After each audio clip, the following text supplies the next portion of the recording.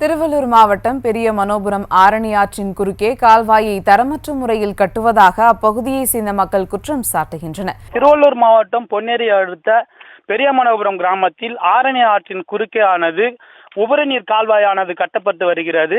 அதில் என்ன குறைகள் என்றால் தரமற்ற பொருட்களை வைத்து அந்த கால்வாயானது அமைக்கப்பட்டு வருகிறது.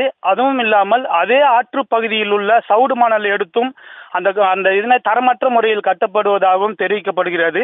இது கடந்த ஆண்டு மிக்ஸாம் புயலின் போது ஆரணி ஆற்றில் வெள்ளப்பெருக்கு ஏற்பட்டு பெரிய மனோபுரம், அத்தமஞ்சேரி, ரெட்டிப்பாளையம் ஆகிய பகுதிகளில் உடைப்பானது ஏற்பட்டிருந்தது.